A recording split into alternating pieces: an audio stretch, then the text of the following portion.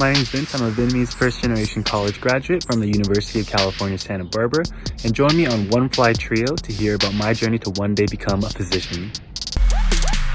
One FLI Trio is a lively and engaging podcast designed to be your guide and mentor as you navigate the often challenging world of higher education.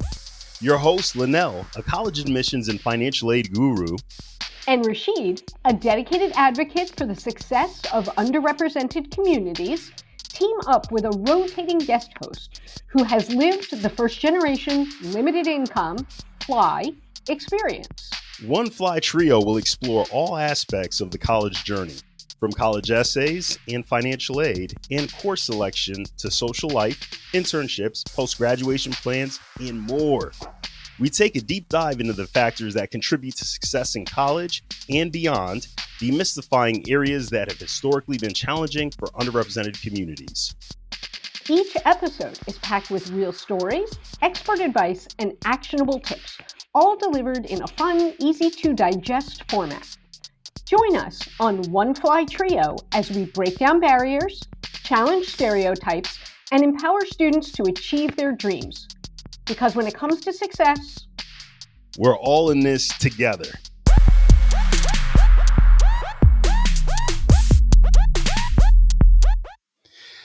All right, Vince, thank you so much for being with us today. Can you kick things off for us by telling us about you? You know, what do you want our listeners to sort of know about your story and your background and where you're from? Please feel free to share. So my name's Vince. My full name is Vincent, but I'm a recent graduate from UC Santa Barbara. I'm a first-generation college student, and hometown's from Anaheim, California, in Orange County. Right now, I'm kind of in my gap year, kind of just going with the flow, seeing what else is offered in the world, and spend some time with the Ham Fam, trying to reconnect with some not old. I'm not going to say that. Some folks that there's some folks that I haven't been able to keep in touch with, but yeah, I'm excited to be here. Thanks for having me. Of course. Is there anything in your background that you'd like to share, just as you think about sort of your own personal journey and path that has led you to college, that you think may resonate with some of our listeners and people who are tuning in? Yeah, so I grew up in Anaheim, California. I know the first thing that a lot of people think about when they hear Anaheim, California is Disneyland. There's like a lot of money there, which is a total misconception of I'm on like the backside. I'm like near like the backside of like Disneyland and stuff. But I grew up as a first generation student. I have in my family, it's my mom and dad, my sister, and then we also have some aunts, uncles, and then some grandparents all live in the house. So it's a very, very cozy, very busy house. There's always the pros and cons of that. But I grew up, first generation, low income. I think that at the time I didn't know that I would even be considered what like low income is. I was like, not, there's always that misconception or that always thing where it's like, I wouldn't know if I would label myself that, but I think it's mainly just because like, this is just like the norm that I've like always grown up with, like, especially in this area.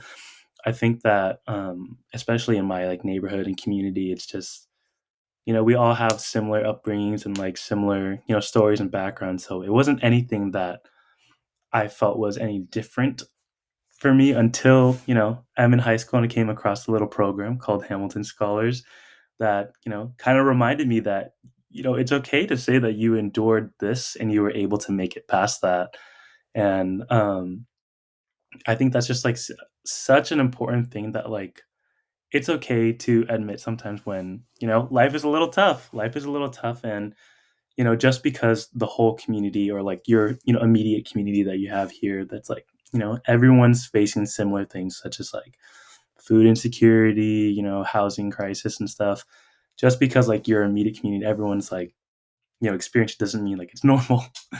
It doesn't mean that's like something that you have to always accept. So I think that was like the really, really cool, like kind of like awakening thing that when I was in high school, little 16-year-old getting empowered during that moment. But Yeah, And I gotta say, that's Vince, thank you for sharing such a personal aspect of your story. Right, when you sit back and you reflect on where you were at, you had made the mention that sort of this first generation limited income label that kind of comes about as you go through the collegiate experience. You weren't even aware of that until you started exploring and looking into the path of college. Was that always a path that you knew you were going to take? How did that come about?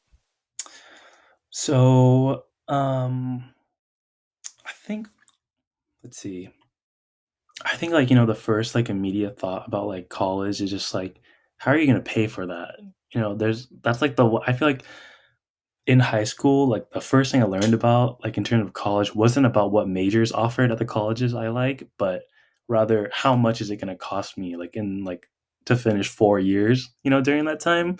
So yeah, I was mainly just looking towards like seeing like how am I going to pay for this, man? Like I don't even know if I have money to pay for lunch next week. like, Right, um, right. but yeah, I definitely just like was looking through people always say like people bring up like big scholarship names like um there's always like those like the Coca-Cola scholarship or like these other things that that like teachers and like counselors always tell you like these are the big ones but then there's also like these kind of like other like smaller like tight knit communities that like also give you like support like maybe not monetarily but they give you like the tools and resources like to be able to like figure stuff out like that. So I think that was definitely just where I started. Like, how am I going to pay for this? And like, who do I have to support me on this? Because it was definitely with myself, especially since my parents didn't go to college or anything. So, Yeah. yeah. And so as you began to uncover that, sorry, Linnell, looked like you were about to ask a question, but real quick, as you were beginning to uncover sort of how you're going to pay for this, um, how did you get from okay, how am I going to pay for this to seeing these scholarships to deciding, yeah, this is something I wanted to do? I think as like a natural in my household upbringing, it was always important about like going to school, going to doing well. Because I think that especially like learning a lot from my parents like the immigrant experience for them was that like attaining an education was like a way to like have a vertical like social mobility and stuff like that and being able to being able to and choose like what future and stuff that you want. So I feel like that was definitely instilled like by my parents like from an early age. But um in terms of going to college, yeah, it was hard to know like, exactly like what I wanted to do like with my job, my future. But I think that yeah, having that like that family like instillment of just maybe just go to college, you'll figure it out there, like you'll meet a lot of people, you'll be able to look into different things.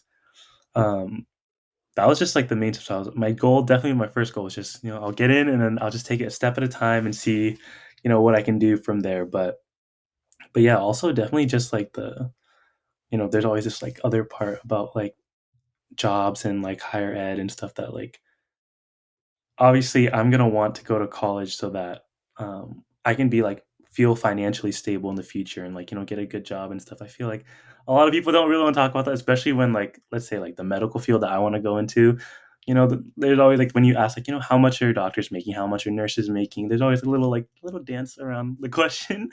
But like if I'm gonna be like so real right now, like I was broke and I grew up broke and I wanted to be able to like advance and move my life in a different direction. That's real. I appreciate that. Linnell, I know you're getting ready to ask a question. Yeah, for sure. Thank you for sharing that, Vince. One of the questions I have for you is how you arrived at where you did. What made you, so UCSB is otherwise known as University of California, Santa Barbara, for those who are on the East Coast like me. What made you choose UCSB? Yeah, so I definitely knew when I was applying to college that I wanted to stay in California. It's so many great things to love about California, the weather especially, and I knew that I wanted to be close from home, just because my older sibling didn't get a chance to like move out for college so it was like a big, really, really big thing for me to move, even if it was only like 30, 40 minutes away. So that was the first thing. I wanted to definitely stay in California just to, help out my parents' sake, just so I'm not getting calls every night about what I'm doing or time zones and stuff. But that was the first thing.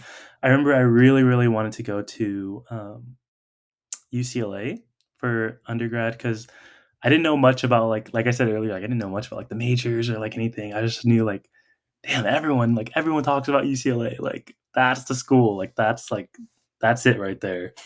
Um, but yeah, definitely. I definitely really wanted to go there, but then I ended up applying to a bunch of UCs, Cal States, and just seeing my options from there. And the day of decisions came, and they released decisions, and I'm like about to log into my phone right now, and I was like, this moment's gonna change my life. And I got waitlisted at UCLA, and I was like, okay, you know what? It's fine. Let's like take a step back, reevaluate what like other schools I got into. Fortunately, I was like able to be accepted to um, all of the UCs in California. So I was like, you know what? Like, what's another like pretty good like name out there? I was like, oh, UC Berkeley, the first ever UC right there. And then I was like, it's kind of far, and I don't know if like I'm like a Berkeley person like that. I don't know if like that's like my vibe right there. Like, not that there's like a certain like trope for Berkeley people, but and then I was like, you know what? There's UCSB, UCI, UCSD. I was like, let's take a look at our financial aid packages. So that was another thing. Like I said earlier, it was really important that I was able to pay for college. So thankfully, UCSB was able to give me a full ride there, and I went to go tour the campus. And I remember the immediate first thought was that obviously I didn't know what I was going to do with my job and career. Remember I said earlier, just take it a step at a time. Let's just go to college first. Walked onto campus, and I just remember it was just a great community where everyone was smiling. Everyone's coming back from the beach. Everyone's super nice to each other. Though, if you do ever visit the campus, do not walk on the bike path. They will not stop for you. So, do Do you know Good from that's to like personal know. experience, have you been run over? basically we have this like unspoken rule where if you're like, let's say after freshman year and stuff, you're like a second year, third year, fourth year, you're pretty seasoned in the school already. We always say try to avoid the bike pass the first week of the quarter because that's when the most bike accidents happen with all the freshmen. Because UCSB is a bike campus, by the way, so Got it. we have like big roundabouts with like bikes and stuff. And it's like it's already hard with cars. Like, don't get me started with the bikes too. Oh, too Yeah, funny. I literally remember like my first week. I tried going on the bike and stuff, and I was like, "Yeah, I'm just gonna walk to class. Like it's not that serious." So, but yeah, just like the community was just great there, and that's definitely just where I got my footing. And the funny thing is, I also actually got off the wait list for UCLA, and um, I was like, this is like a chance and stuff, but obviously, they ran out of money, so I could not afford to attend the school. But I think it worked out, for the better. And there's always that thing where there's like your plans might not always go like as planned. And I just saw this like actual saying the other day that was like, if like things happen, like change your plan, not your goal. And I think that was just like a really, really important thing that kind of just like been sticking to me lately. And I think that was, something that worked out for the better back then. I love that. And you mentioned a few minutes ago that you were interested in going into the medical field, and my understanding is that goal has not changed, correct? Yes, that goal has not changed. Okay. Now, we also had an interesting conversation about a week or so ago. And I ended up finding a little bit about your college major that I thought was kind of interesting for somebody that wants to go to med school. Would you talk to us a little bit about what you majored in and kind of how that fits into going to med school? Yeah. So, I majored in chemistry and I had a minor in Asian American studies. Um, so the way it works at Santa Barbara and just I'm sure a lot of other schools as well is for the major in chemistry, you actually are not required to take any MCDB or any like biology courses, which if you know anything about like medicine, pre-med stuff, like biology is like that's like 90% of it right there. So I already bit myself in the leg right there. But I think it was mainly just because when I first went to college, I was just so scared, and I was like, I want to be a doctor, but like I don't think I can do it. Like it's just a lot of school, a lot of money, and it's just like classes seem hard. So I like, let's think about like what I'm like pretty good at. So I remember this is actually a terrible way to pick your major, by the way. Like, do not do this. But I literally was like, you know what? I got an A in 10th grade chemistry class. So let's look into the chemistry major. And it wasn't until like third year, fourth year that I decided that, I feel like I think I can become a doctor in the future someday, and to actually like believe myself then. But it was also like I felt like I wouldn't be able to keep being able to afford college at this time if I were to change my major like third year, fourth year, junior year into 2 years in already. So, um, chemistry's always been something that I've been pretty interested in. It's definitely something that I enjoy doing, but um, it definitely put me on like a different track towards a traditional like pre med student. But yeah, that was my major, and then in terms of my minor, it's just oh sorry, go ahead. No, I was just gonna say I really think what you're talking about is powerful, but you have an opportunity to unlock it a little bit more for our listeners, right? You're talking about Yeah. overcoming a lot of self doubt, and questioning if you're capable, right? What were some of the things that you did that helped you work through that to say, okay, this is something that I can do? Yeah, I think the very first thing was having a community, finding a community that believes in me, regardless of like what I was going to be able to do in the future. Um, I had my ham fam. If you didn't know, I'm a 2018 scholar, so I was fresh into college. Just had our Seattle Leader Week, and I remember feeling so empowered that I can achieve any goal, but still having a couple of those doubts and stuff. So um, I think being able to find that community and just those mentors and going out to like different club events and different like places where I know that um, my accomplishments are going to be celebrated, or um, my failures are going to be like supported and comforted. There was that. What is that one saying that people say where it takes a village. It takes a village to yeah. It takes a village definitely. So being able to Love just it. have a bunch of people to talk to, and um, yeah, and just having mentors and resources that will be able to point me in that right direction. Because I think being non-traditional pre-med student is it's hard because you have that imposter syndrome where you're comparing yourself to like other people as well, and I feel like it can be really easy to lose sight of that goal that you're saying you're working towards. But like I said earlier, it's just change the path there, but not like the goal itself. I love it. Thank you so much for that, listeners. So, what you just heard Vince talking about was really and truly developing and fostering a community around you, right? Identifying individuals who could be mentors, identifying others who are potentially on a similar path and journey that you can come together with and together grow and really help each other sort of move forward together. Love it, Vince. Thank you for that. Um, so, so Rashid, I'm just going to interrupt and say, I love the way you bring this together in such a deep and meaningful way. But now what I'm going to do is I'm going to totally out Vince onto how I found out about sort of this non-traditional path. I'm not sure I even knew your major. I knew you wanted to go to medical school. I knew you were working towards that goal. All great. There is a younger Hamilton scholar who was struggling a little bit with biology, and there's like a week left in his semester. And I call Vince, knowing that you were in a gap year and that your load was a little bit lighter right now. And I say, Yeah. now, Vince, can you do a little quick tutoring for a final for biology? And he sends me back this very lovely note that was like, well, I'd be happy to, but I actually never took that class. And I'm thinking, but you want to go to med school, right? Don't you kind of have to know that? But which I got a huge kick out of, and I thought it was kind of funny.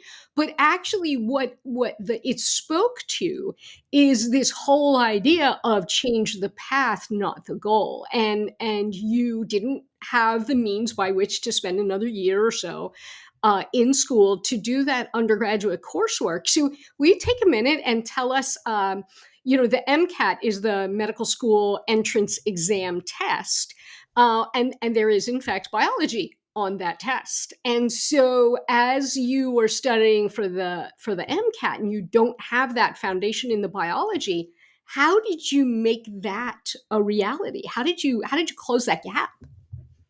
Oh yeah, that's sorry to that younger Hammy. You asked the wrong person. No, I'm just kidding. Yeah, I'd be more than happy to talk about that. So, I definitely knew like right before I was gonna graduate that I'm gonna have to take this test. This seems hard. It's like 7 hours long, and I have like no idea what like is in biology except for like the mitochondria is the powerhouse of the cell. Like that's all I know from like high school. um, but luckily, I was able to kind of take a step back and uh, I started researching about what are different like postgraduate support things because for those of you who have not graduated yet, it is a scary thing leaving your institution or like leaving your school, and because after that you kind of just you feel like you're on your own even though you still have this like great community out there, but your life changes. Like you're going from having like a schedule every day and that you've been used to for the last 4 years to kind of now you have to start like being very self-disciplined and just being able to tackle on these things like yourself. So that was the first thing I did was I started researching about some possible like support programs and support things, and I was able to stumble upon this program actually at UCLA itself through the David Geffen School of Medicine, um, which is actually it supports first generation low income students in being able to be prepared for medical school in the future and applying. So through them, thankfully, I was able to they were able to hook it up with some um, MCAT courses through like a certified like test prep program. So being able to be given those resources, that was like such like it was such a privilege and such like an honor to be able to be selected to be move forward with that. But yeah, it was hard. They give you the books, but it's on your own to be able to read that. And there's no like instructor right there to no office hours anymore like during like undergrad. And it was like extremely hard going through the summer, but um, that's when I tried to move forward and be like, like I recognize that like I can't do this alone, and I'm struggling.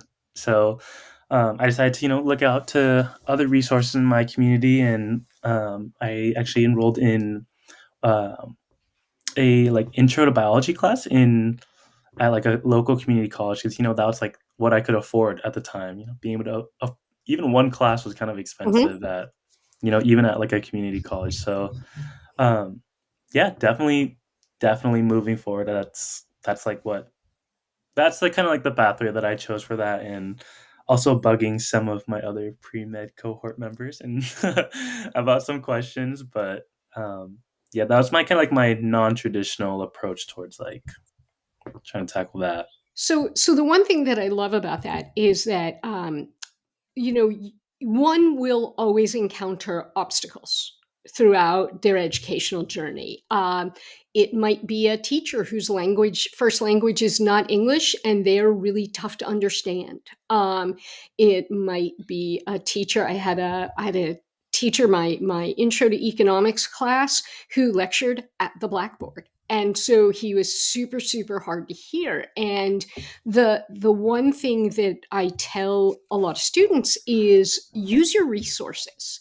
The one of the beauties of the internet is that there are so many other resources, and the onus is really on you to figure out. There's only so far blaming a teacher is going to get you, and sure, the obstacle might be real, but the fact of the matter is you're still paying for that class, you're still responsible for learning the material, and there are ways to do it. And so I think that as much as I kind of keep laughing at your journey because of the way it was revealed to me, I actually love, it's just this other example of the grit and the fortitude and the persistence it takes to reach the goal. And the path is not always direct, and it's not always linear. but that doesn't mean it should kill the dream. So thank you for sharing that anecdote with us, and I assume the other young man has also figured out how to do the same. I'm hoping so. I'm hoping so for All Um, right. I also love the fact that you found resources to help you with the MCAT, because those prep courses can be incredibly, and even just the materials, like Oh yeah. wildly expensive. And so your research clearly paid dividends. But sorry, Rashid, off to you. No, you're good to go. So as I step back and I reflect on hearing some of the things you've been sharing, right? One of the things that I think a lot of individuals who are part of this fly world, if you will, have a tendency to do is because they recognize the path that they traveled on may have been filled with different obstacles they've had to overcome in different ways. They're always thinking about those coming behind them. So, can you talk about a point in time in your college career where you did something memorable to help those following behind you that you're super proud of? Yeah, definitely. Um, so I think that going into college, my college, it's not. There's no medical program. There's no associated like medical center connected to it. So I kind of shot myself in the leg right there choosing UCSB for that profession. But no, I'm just kidding. But yeah, definitely going into college. There wasn't really much like pretty transparent like medical programs. There's no specific courses. Like we don't even have all the courses required to apply to medical school. So even if like you're a traditional pre med student, like there are some things that you have to know to be able to like enlist or enroll in like other like community courses around there. So going to college, like even in high school, like I had no idea what it took to become a doctor. I had no idea how long it was going to take, or even just where to start. And I think it was especially hard too with like COVID and stuff happening. And I got sent home after like 6 months at my college. So yeah. So fast forward a little bit to my senior year. As I reflect on my time at UCSB and reflect on what it took for me to get here, um, and just all the things that I had to find out on my own and just be able to overcome. Um, I decided, I wanted to, start a little program, kind of inspired by the work that our community here at Hamilton does. And I started a little nonprofit organization of my own called Camp Med UCSB. Shout out to Camp Med. I had, but basically, Camp Med UCSB is a nonprofit organization that provides quality mentorship and higher and education about the various healthcare fields to Title One FLI high school students within the Santa Barbara community. There's also some chapters at the University of California, Los Angeles, and the University of California, Irvine. But yeah, that was, I would say, one of the most life changing experiences that I have ever got to experience. It was meant for the students, but it was such a privilege and honor just to be able to, be within the same space as all of these students as well. I remember doing my first high school outreach trip. We're going to these different high schools. They don't really, know who I am or what this organization is.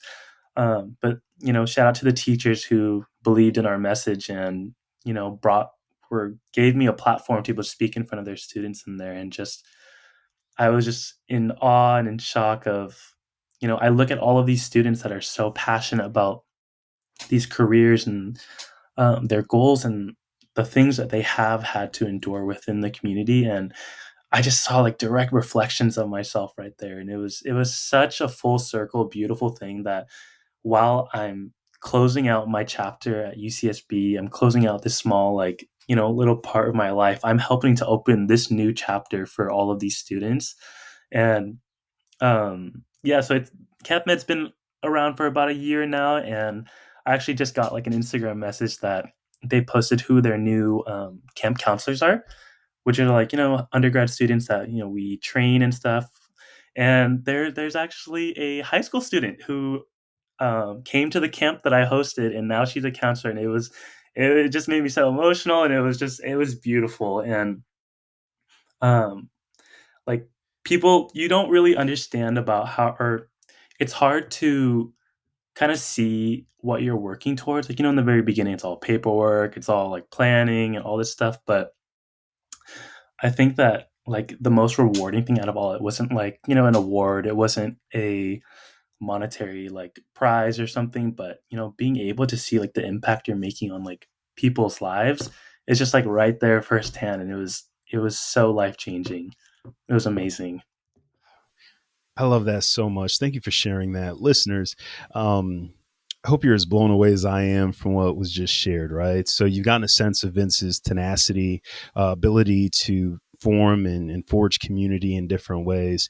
And then, as you just heard from this story, initiating and creating something in a space that he was super passionate about, trying to figure out the path he was going to take. And this wasn't there for him. So he went ahead and created it. So as you go on your own journey, don't hesitate if you recognize there's a gap in an opportunity to develop something, figure out how you can bring it to life so that it makes it easier for others coming behind you. Thank you for that, Vince. And how much better is our world when we take other people with us, on such a great journey. So I have another question related to your journey, and that is, so you've been, kind of working incredibly hard, studying diligently, and now you're taking a gap year. And that is not uncommon for people, particularly people who want to go to medical school. Can you talk to us a little bit about what drove that choice? What are you doing with that gap year? And is there anything? It's a lot of, you're still doing a lot of work. Is there anything fun built into this year? Um, so I'll just take you step by step through like the process and everything. But um, as I said earlier, I decided I wanted to be a doctor, maybe third year, fourth year, and I recognize there's no way I'm going to be able to finish all these requirements and study for the MCAT and stuff. So, um, when I first graduated, I wanted to dedicate some time to just taking the MCAT and obviously simultaneously having to I picked up a restaurant job just to make some ends meet. But yeah, definitely taking some classes, studying for the MCAT. Um, I felt that during that time while I was studying, that there was so much of the world out there that I still haven't yet to see, and I wanted to be able to experience that before buckling down on the books and starting med school and stuff. So um, I made that decision to extend my gap year, an extra gap year. I actually heard this thing over the summer that people call it a growth year, and I think that is such a great thing, a great like saying to say about that. But in terms of fun, no, not really. No, not super fun things. Except getting to chat with y'all. But yeah, pretty much just studying throughout this gap year, and then I also just joined the team at Hamilton Scholars as program coordinator. So it's been a great journey with that so far. Just being able to return after it's been maybe what 7-8 years now with the Ham Fam. So that's pretty great so far. So just this year, I feel like I'm dedicating this year to studying and stuff, and then next year being able to volunteer, explore, see what else is out there. Fantastic, fantastic. Well, we are Hamilton Scholars is so lucky to have you. Not only because we know the quality of your work, and having a followed you on this journey, and b having had you as our summer intern one year. When we get you, we get kind of a known entity, which is always great. But there is nothing like having another young fly student or young fly alum, I guess, to mentor the people who are having those very same worries and concerns and uncertainties that you do, and they don't have to then go kind of reinvent that wheel and find all those answers for themselves. So we're super super grateful for you, and I think that was the last question. We have kind of our version of a little rapid fire thing. If you're okay with a couple of just super quick ones. I'm more than happy to answer those. Yeah. Okay, okay. So first question. What scared you most about going to college? And I think you kind of answered that, but I'll let you reiterate. Oh yeah. Um, what scared me most was, um, honestly, dude, I'm not gonna lie, this sounds like crazy, but, like, the dining hall, like, that was, like I was just scared I wasn't gonna like any of it, and I was like, "You know what? I don't have money to buy food out all the time, like, I'm gonna have to, like, eat this," but it was fine, it was fine. It was okay? Yeah, it was okay. It wasn't too Okay. bad. Okay. All right. All right. Another one is a favorite college memory. So, as you reflect on the journey you've taken to the point where you are today, what would you say is one of those memories that stands out?